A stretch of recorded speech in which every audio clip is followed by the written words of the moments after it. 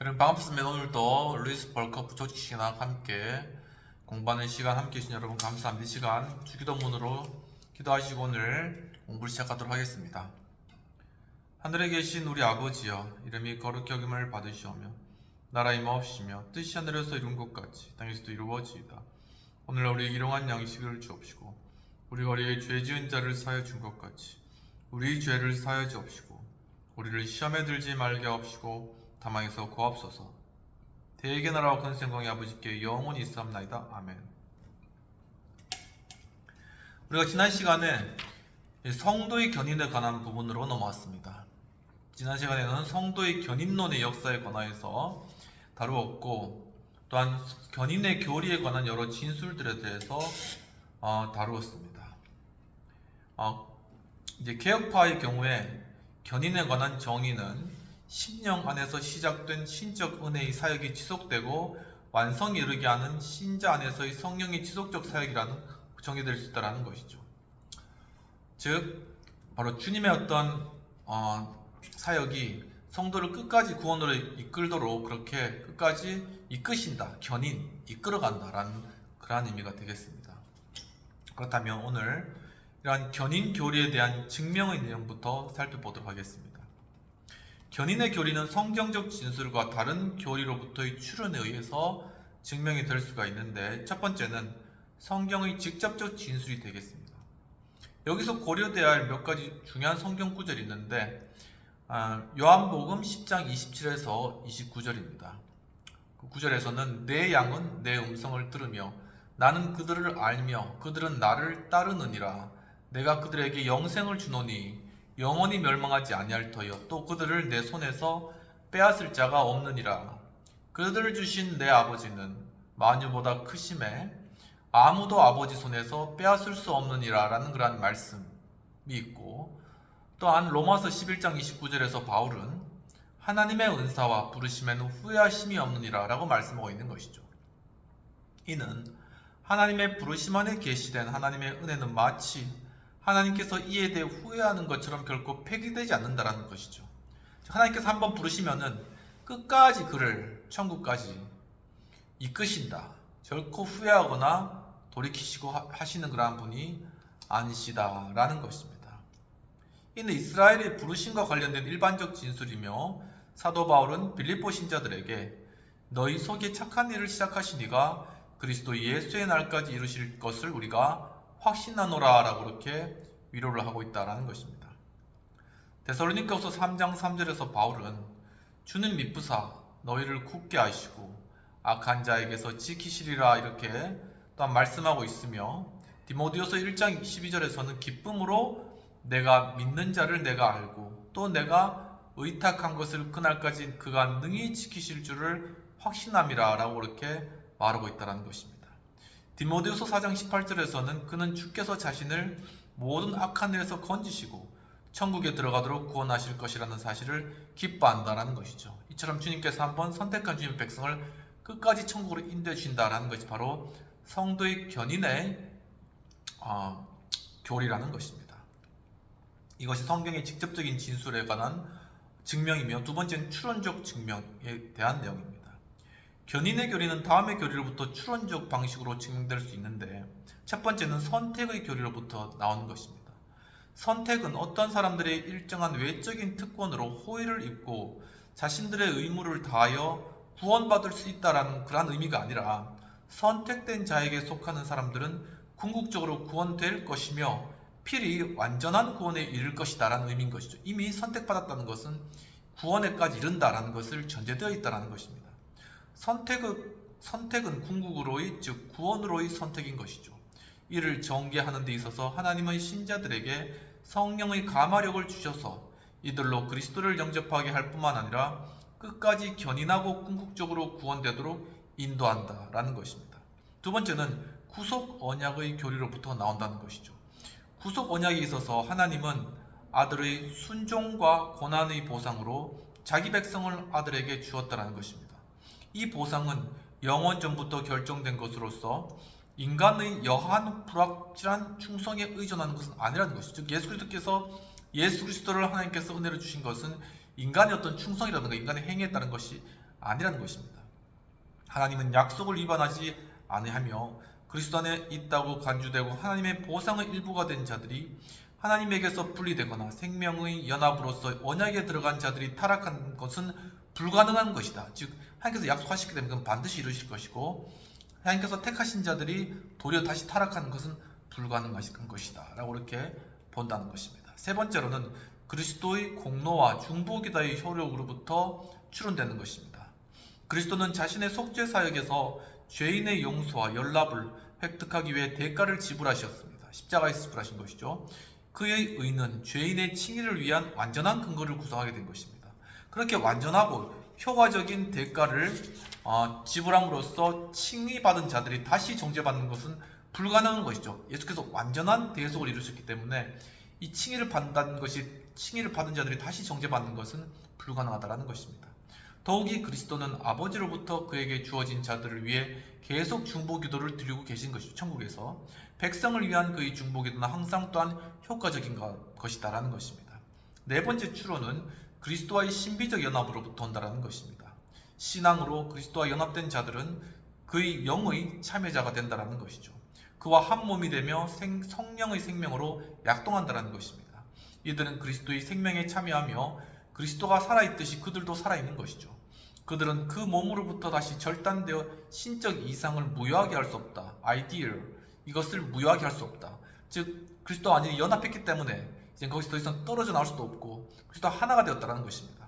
연합은 항구적이며 불변하는 원인, 즉 하나님의 영원하고 값없는 사랑에서 발원함으로 항구적인 것이다 라는 것입니다. 다섯 번째는 마음 안에서의 성령의 사역으로부터 추론된다는 것입니다.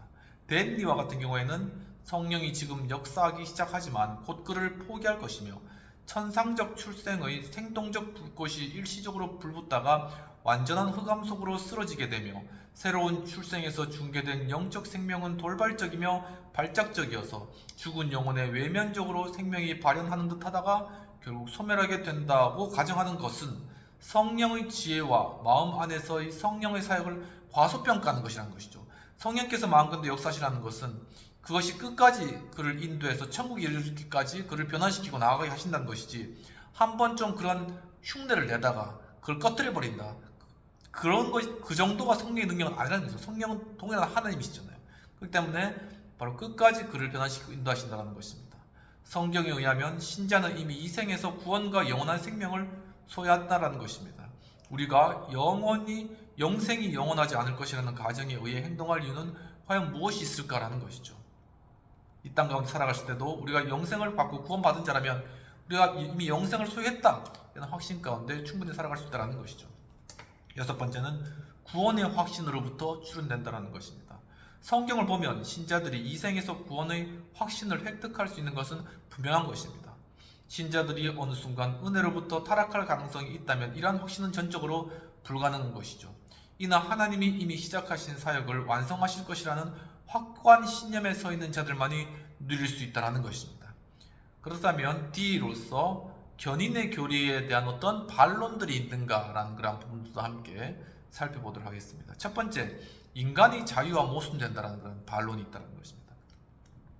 견인의 교리가 인간의 자유와 모순된다는 주장이 있다는 것이죠. 하지만 이러한 반론은 진정한 자유는 무관심의 자유나 혹은 도덕적이며 영적인 일들에서 잘못된 선택을 행할 수 있는 능력으로 구성된다라는 그런 잘못된 가정, 이 가정이 잘못됐다는 것입니다. 잘못된 가정에서 출발한다는 것입니다. 하지만 이는 오류라는 것이죠. 진정한 자유는 거룩함의 방향으로 자기 결정인 것입니다. 거룩한 방향으로 결정하는 것이 진정한 자유라는 것이죠. 인간은 결코 하나님의 방향으로 의식적으로 움직일 때보다 더 자유로울 수 없다는 것입니다. 하나님께로 움직이는 것이 인간이 가장 자유롭다는 것입니다. 자기 마음대로 하는 것이 아니고 자기 죄대로 하는 것이 아니고 하나님께로 움직이는 것이 인간이 가장 자유로운 것이죠. 만약에 죄된 대로 자신을 움직여 간다면 그것은 자유로운 것이 아니라 죄에 속박된 것이라는 것입니다. 그리고 그리스도인들은 하나님의 은혜를 통해서 그러한 자유를 누린다라는 것입니다. 두 번째는 태만과 부도덕으로 인도한다라는 것이 하나의 반론, 견인에 대한 반론인데 견인의 교리가 태만, 방종, 심지어 부도덕까지도 초래할 것이라고 강하게 주장되고 있다는 것이죠. 그릇된 안정감이 이 견인의 교리로부터 유래될 수 있다라는 그런 주장입니다. 하지만 이는 그릇된 주장이라는 것이죠. 왜냐하면 성경은 비록 우리가 하나님의 은혜에 의해 보호받는다고 말하고는 있지만 이 교리는 우리가 우리 편에서의 지속적인 경계와 열심, 기도 없이 지내도록 방임한다라는 그러한 사상을 전개하는 것은 아니라는 것입니다. 신자에게 거룩함으로의 거룩함으로의 견인을 확신하는 교리가 어떻게 죄의 동기가 될 수 있겠는가라고 그렇게 이야기를 하고 있는 것이죠. 성화를 위한 능동적인 노력이 성공하리라는 확신은 좀 더 성화를 위한 노력을 경주하는 데 있어서 최고의 자극이 될 것이다 라는 것입니다. 그러니까 우리가 성화될 수 있다는 그런 확신, 그것은 우리가 좀 더 성화를 위해서 노력한다 라는 것을 자극하는 그러한 것이 충분히 될 수 있다는 것입니다. 또한 견인의 교리에 대한 반론들로 세 번째, 성경이 위배된다라는 그런 반론이 있습니다. 견인의 교리가 성경이 위반된다. 이 교리는 성경이 위배된다고 종종 주장하는데 이 주장을 증명하기 위해서 인용된 성경 구절들은 대체로 한 세 부위 정도로 나눌 수 있다고 합니다. 첫 번째, 배교에 대한 경고들이 있는데 이는 신자가 타락하지 않는다면 전혀 불필요했을 것이다. 이런 주장인 것이죠. 하지만 이러한 경고들은 인간적인 측면에서 모든 문제를 고려한 것이요 진지한 의도로 진술된 것이라는 것입니다. 이들은 자기 점검을 촉진시키며 신자들이 견인의 길을 유지하는 도구가 된다는 것이죠. 이렇게 경계에서 살아야 돼. 이 말은 견인으로 계속 나아갈 수 있도록 돕는 것이지 그것이 견인의 교리가 아니다라는 것을 증명하는 구절은 아니라는 것이죠. 이 구절들은 말한 대상 중 어느 누가 배교할 것이라는 것을 증명하는 것이 아니라 이들이 이러한 죄를 범하지 않도록 수단이 강구되어야 된다고 진술한다는 것입니다. 이러한 원리의 예로서 사도행전 22장 22에서 25절을 31절과 비교해 보라라고 이야기를 하고 있는데 한번 잠깐 찾아보도록 하겠습니다. 사도행전 27장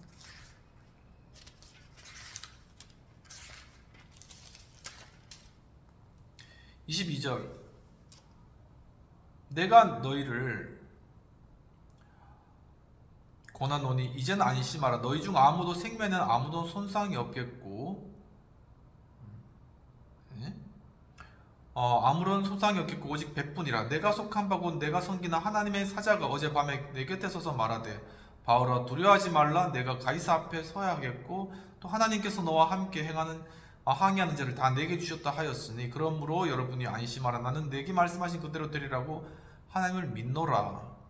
이 구절하고 31절, 바울이 백부장과 군인들에게 이르되 이 사람들이 배에 있지 아니하면 너희가 구원을 얻지 못하리라.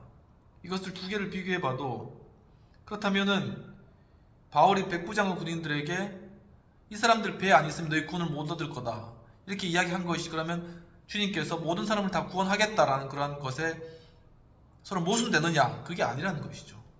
바로 그렇게 바울이 이야기했다는 것은 결국 하나님의 구원 온전한 사역을 이루기 위한 하나의 도구로서 그 말씀을 사용했다는 것입니다.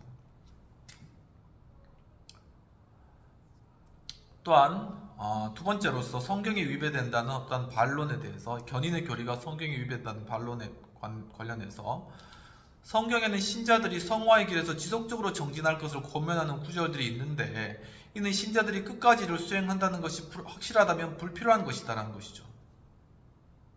그러니까 성화의 길을 가라 이렇게 하는 구절들이 왜 있냐? 그렇게 안 할 수 있으니까 그러한 기절이 있는 게 아니냐, 이렇게 논리를 펴가는 것입니다. 하지만 이들은 보통 1에서 언급된 경고들과 연관되어 발견되며 동일한 목적을 수행하고 있다는 것이죠. 이들은 신자 중 누구도 견인하지 못할 것을 입증한다기보다는 하나님께서 도덕적 목적을 성취하기 위해 도덕적 수단을 사용하신다는 걸 입증하고 있다는 것이죠. 그러니까 이런 구절을 통해서 견인의 길을 끝까지 인도하시고 또한 도덕적으로 살아갈 수 있도록 그를 채찍질하시거나 그를 사용하시는 도구로 사용되는 그런 구절이라는 것입니다. 세 번째로는 또 성경은 실제적인 배교의 사례들을 기록하고 있다라고 이렇게 견인의 교리에 관한 어떤 반론으로서 이제 제시하고 있는데, 하지만 이러한 사례들은 진정한 구원적 신앙을 소유하고 있는 진정한 신자들이 은혜로부터 타락할 수 있다는 것을 증명하는 것이 아니라는 것입니다. 이를 위해서는 이 구절들에 언급된 사람들이 중생에 근거하지 않은 일시적 신앙이 아니라 그리스도 안에서 진정한 신앙을 소유했다는 것을 먼저 증명해야 된다. 성경에 보면은 어떤 신앙을 가진 것처럼 보였지만 타락한 사람이 나오는데, 근데 그것을 보면 사람도 타락할 수 있는 게 아니냐, 근데 그 전에 그럼 이 사람이 타락 전에 완전한 신앙을 가졌다는 것을 먼저 증명해야 된다라고 이렇게 벌크프 교수님은 지적하는 것이죠. 성경은 우리에게 진정한 신앙을 고백하지만 이 신앙을 지니지 못한 사람들이 존재한다는 것을 가르쳐 준다는 것입니다. 말로 고백하지만 실제로는 그렇지 않은 사람들이 있다는 것입니다. 요한은 일부 신자들에 대해 그들이 우리에게서 나갔다라고 말하며 그 이유로서 그들이 우리에게 속하지 아니하였나니 만일 우리에게 속하였다면 우리와 함께 거하였으려니와 그들이 나간 것은 다 우리에게 속하지 아니함을 나타내려 함이라고 언급한다는 것이죠. 그러니까 처음부터 그들은 속해 있던 게 아니었다라는 것이죠.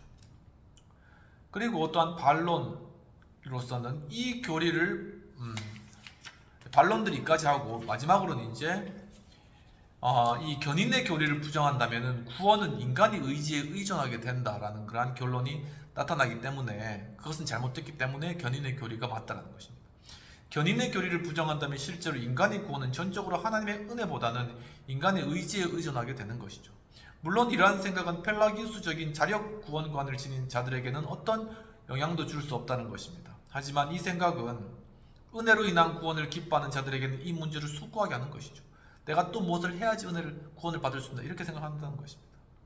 이러한 견해의 요점은 인간이 성령만의 사역에 의해서든지 혹은 성령과 인간의 의지의 협력 사역에 의해서든지 은혜의 상태로 옮겨진 후에는 신앙을 지속하느냐 신앙을 포기하느냐 여부가 인간이 원하는 대로 결정되어 인간에게만 의존한다라는 그러한 견해라는 것입니다. 이는 인간의 동기를 매우 불확실하게 하며 인간이 신앙의 복된 확신에 이르지 못하게 하는 것이죠. 인간의 어떤 행위에 따라서 구원이 결정된다라고 그렇게 보는 관점이라는 것입니다. 그러므로 견인의 교리를 고수하는 것은 절대적으로 중요하다고 보았습니다. 호비는 이 교리는 큰 위로와 능력의 근원, 즉 감사에 대한 자극, 자기 헌신의 동기 또는 위험 시에는 하나의 불기둥이 될 수 있다. 위험한 상황 가운데 이 교리가 하나의 불기둥이 될 수 있다는 것이죠. 깊은 연구를 위한 질문을 해보도록 하겠습니다. 견인에 대한 실제적 질문은 무엇인가? 즉 선택된 자가 견인하는가? 중생한 자가 견인하는가? 아우구스티누스와 루터 교인들은 선택된 자가 궁극적으로 버림받을 수 있다고 가르치는가? 자연의 생활에 대한 육추가 견인의 교리를 지지할 수 있는가?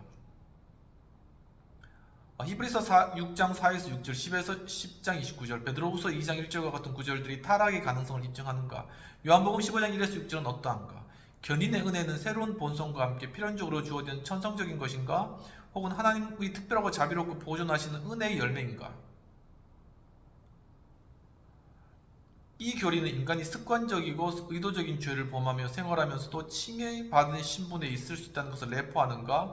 이 교리는 죄로의 타락 개념을 배제하는가? 라는 것입니다.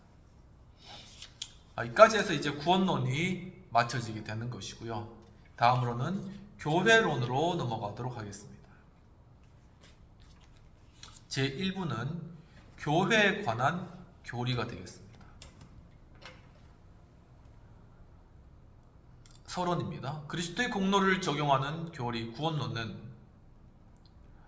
자연스럽게 교회론으로 귀결되게 된다는 것입니다. 왜냐하면 교회는 그리스도와 그리스도 안에 있는 구원의 복에 참여하는 자들로 구성되어 있기 때문이다 라는 것이죠. 그리스도께서 성령의 사역을 통하여서 사람들을 자신에게 연합시키고 그들에게 참된 믿음을 주어서 그 교회를 자기의 몸 곧 성도의 무리를 구성한다는 것이 개혁주의의 개념이라는 것입니다. 교회의 개념이라는 것이죠. 로마 가톨릭 신학에서는 교회론이 다른 어떤 교리보다도 앞서고 있습니다. 심지어 신론과 계시론보다도 앞서 논의하는데 그들에 의하면 교회는 성경을 산출하는 도구이므로 성경보다도 앞선다고 말하고 있는 것입니다. 또한 교회는 모든 초자연적인 은사들을 수여해주는 자라고도 말했습니다. 그리스도가 우리를 교회로 인도하는 것이 아니라 교회가 우리를 그리스도께서 인도하신다라고 그렇게 주장하는 것이죠. 그들의 최대 강조점은 신자의 공동체로서의 무용교회가 아니고 신자의 어머니로서 유형교회에 있다는 것입니다. 종교개혁은 이 같은 로마 가톨릭의 교회론과 결별하면서 다시 한번 영적 유기체로서의 교회에 주목한 것이죠. 종교개혁은 그리스도의 구속사역과 성령이 새롭게 하시는 사역과 별도로 교회가 존재하지 않으며 따라서 구속론과 성령론을 교회론보다 앞서 논의하는 것이 논리적이라는 사실을 강조했다는 것입니다. 한 가지 특이한 현상은 하지 부자를 비롯하여 H.B. 스미스, 쉐드 댐니와 같은 출중한 미국 장로교회의 교의학자들이 그들이 교의학 저술에서 교회론을 별도로 다루지 않는다라는 것입니다. 사실상 그들은 교회론에 거의 관심이 없는데 다만 수원웰과 브레큰리지의 저서들만이 예외이라는 것이죠. 이 같은 현상은 그들이 자신들의 교의학에서 교회론을 다루려고 하지 않았다는 인상을 줄 수가 있습니다. 그러나 이 같은 생각은 극히 잘못된 것인데, 왜냐하면 그들 가운데 아무도 교의학에 교회론을 포함시키는데 이의를 제기한 사람은 없기 때문이다. 즉 교의학 안에 교회론이 포함된다는 것이죠.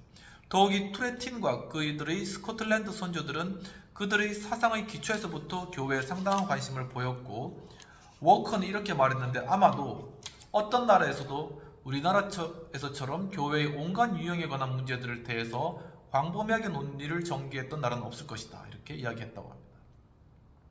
마지막으로 A.A. 하지 박사도 그의 선친 찰스 하지의 여러 강의를 통해 실제상 교회론의 전 분야를 망라하는 주제들을 다루었으며 교회론을 조직신학 제4권으로 출판할 생각이 있었다고 그렇게 수료하기도 했다고 합니다.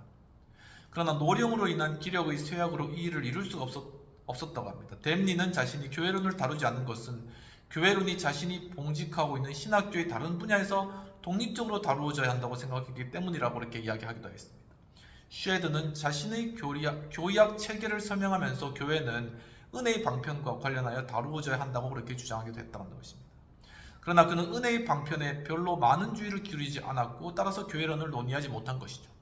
그러나 스미스의 기독교 신학의 체계의 편집자는 다른 작품에 나타난 저자의 교회에 관한 견해들을 이 저서에 삽입했다는 것입니다. 그러면 첫 번째로서 성경에 나타난 교회의 명칭과 교회론의 역사적인 하나의 개요에 관해서 살펴보도록 하겠습니다. A. 성경에 나타난 교회의 명칭입니다. 첫 번째, 구약의 명칭이 되겠습니다. 구약 성경은 교회를 말할 때 두 가지 단어를 사용하는데 하나는 카할인데 이 단어는 사어의 어근 칼에서 유래한 것으로 부르다라는 의미가 있다는 것입니다. 다른 하나는 또한 야다에서 유래한 에다인데 이 단어는 지정된 장소에 모인다라는 뜻이 있다는 것이죠. 이 두 단어는 빈번히 같은 뜻으로 사용되고 있으나 원래는 엄격히 말해서 서로 동의어는 아니라는 것입니다. 에다는 약속을 따라 모임을 말하는 것이고 이 단어가 이스라엘에 적용될 때는 소집이 되지 않았던 이스라엘의 자녀들 혹은 그들을 대표하는 머리들로 형성된 사회 그 자체를 지칭한다는 것입니다. 반면에 카할은 백성들이 실제로 모임을 말하는 것으로 그 결과 종종 케할에다라는 표현이 등장하는데 이 단어는 회중의 모임을 말한다는 것이죠. 이스라엘에서 실제로는 백성의 대표들이 모였던 것 같다라고 이야기하고 계십니다. 에다는 출애굽기, 레위기, 민수기, 여호수아에 통상적으로 사용되고 있으나 신명기에서는 한 번도 사용되지 않고 있으며 그 이후의 책에서는 거의 나타나지 않고 있습니다. 카할은 역대기, 에스라 그리고 느헤미야에서 풍부하게 사용되는 것입니다. 수나고게는 70인역에서 에다의 통상적이고 보편적인 번역으로 사용되었으며 모세오경의 경우에는 카할의 번역으로도 사용되었다는 것입니다. 그러나 성경의 후기에 속한 책들에 따르면 카할은 일반적으로 에클레시아로 번역된다고 합니다. 슈러의 주장에 따르면 후기 유대교는 이미 경험적 실제로서 이스라엘의 회중을 지칭하는 수나고게와 이상적 공동체로 간주된 회중의 명칭으로서 에클레시아를 두 개를 구분한다. 즉 수나고게와 에클레시아 이것을 두 개로 구분해서 본다는 것입니다. 바빙크 박사도 그 입장인데 그러나 크레머, 퀘겔은 여기에 대해서 예외적 입장이고 홀트는 포로기 이후에 카할이라는 단어가 본래 이 단어의 고유한 의미와 에다가 지닌 의미까지도 포함한 단어로 발전되었다라고 말하고 있다는 것입니다. 그 결과 카할에 상응하는 헬라어 에클레시아가 자연스럽게 헬라어를 사용하는 유대인들에게 넘어가면서 회중의 모임과 아주 유사한 이스라엘의 회중을 뜻하게 되었다라고 역사적인 내용들을 설명하고 있습니다. 두 번째는 교회에 대한 신약의 명칭이 되겠습니다. 신약 성경에서도 두 개의 단어가 사용됐는데 이 두 단어 모두 70인역에서 유래한 것입니다. 하나는 에크와 칼레오의 합성어인 에클라시아인데 불러내다라는 의미를 가지는 것입니다. 다른 하나는 수나고게로서 오다 또는 함께 모이다라는 뜻을 가지는 것이죠. 수나고게는 유대인들의 종교적 회합 또는 그들이 공적 예배를 위해 모인 건물을 지칭하고, 그러나 에클레시아는 두 서너 곳의 민회를 지칭하는 것을 제외하면 일반적으로는 신약의 교회를 가르친다는 것입니다.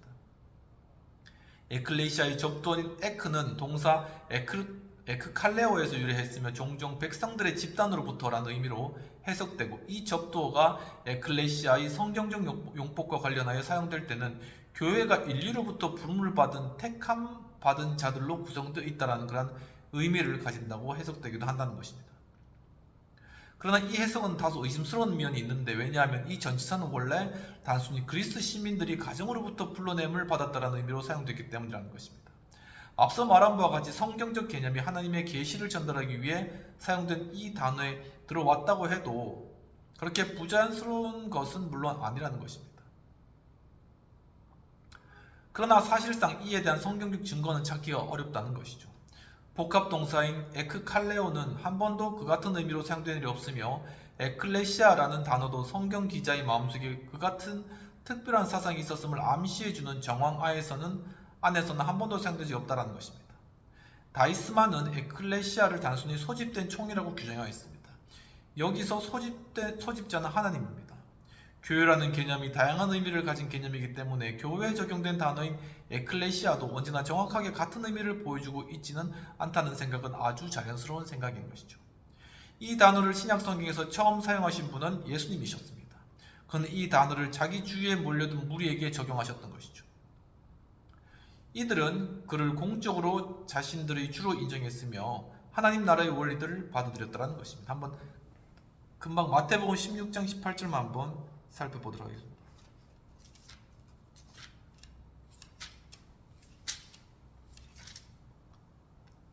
또 내가 이르시되 너는 베드로라, 내가 이 반석 위에 내 교회를 세우리니 음부의 권세가 이기지 못하리라. 이렇게 사용하셨다는 것이죠. 여기서 이것을 에클레시아를 예수님께서 사용하신 첫 번째 단어라는 것입니다.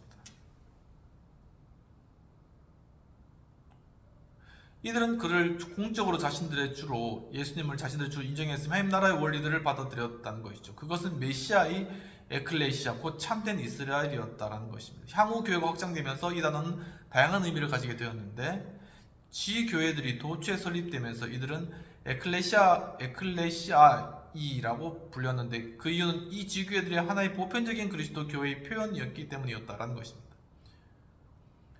다음과 같은 개념들이 이 단어의 가장 중요한 의미들인데, 첫 번째, 이 단어의 가장 빈번한 용례는 예배를 위해 모여든 그렇지 않든 간에 어떤 일정한 장소에 모인 일단의 신자들, 곧 지교회를 지칭했다는 것이고, 어떤 구절에서는 이들이 집회를 위해 모였다는 뜻으로 사용된 반면 다른 구절에서는 그렇지 않다는 것입니다. 두 번째, 어떤 경우에는 가정 에클레시아, 곧 어떤 개인의 집에서 모인 가정교회를 지칭하기도 했는데, 사도시대에는 부유한 혹은 다른 중요한 사람들이 종종 자신들의 집에 속한 큰 방을 예배를 위해 제공했다는 것입니다. 이 같은 사례는 로마서 16장 23절, 고린도전서 16장 19절, 골로새서 4장 15절, 빌레몬서 2절 등에서 발견된다는 것입니다.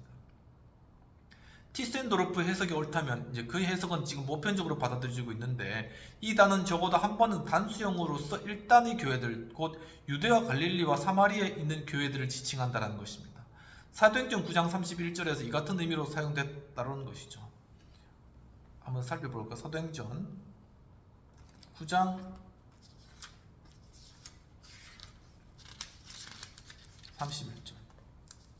그리하여 온 유대와 갈릴리와 사마리아 교회가 평안히 든든히 서가고 주를 경외함과 성령의 위로로 진행하여 수가 더 많아지더라. 여기서 교회라는 것입니다.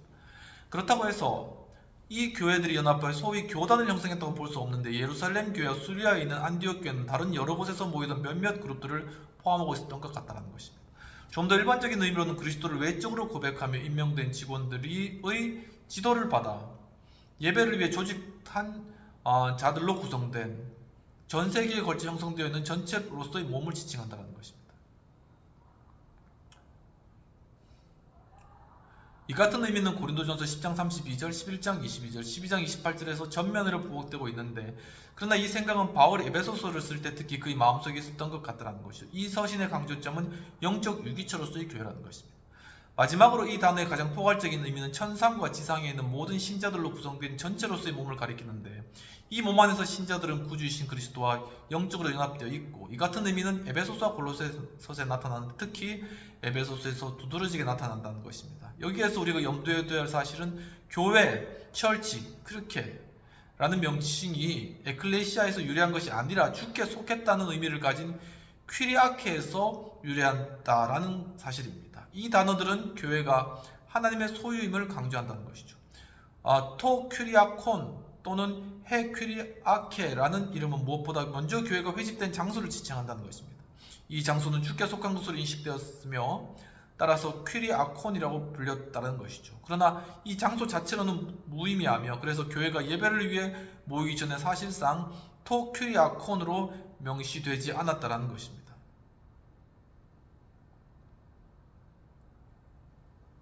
결과적으로 이 단어는 교회 그 자체를 의미하는 것으로 전이되어 하나님의 영적인 건물을 의미하게 되었다라는 것이죠. 이까지 읽고 다음 시간부터 교회를 나타내는 다른 성경적 표현들을 살펴보도록 하겠습니다. 기도하고 마치도록 하겠습니다. 하나님 아버지, 오늘 또한 성도의 견인의 중요한 교리들을, 또한 그것이 반드시 필요하며 또한 우리를 끝까지 인도하는 불기둥과 같은 것임을 볼 수 있도록 인도하시는 감사합니다. 주님 또한 이제 교회론으로 넘어갈 수 있도록 인도하시는 감사하고, 주님 교회의 그러한 다양한 개념과 그 단어의 그러한 원언에 대해서 또한 공부할 수 있도록 이끌으시는 감사합니다.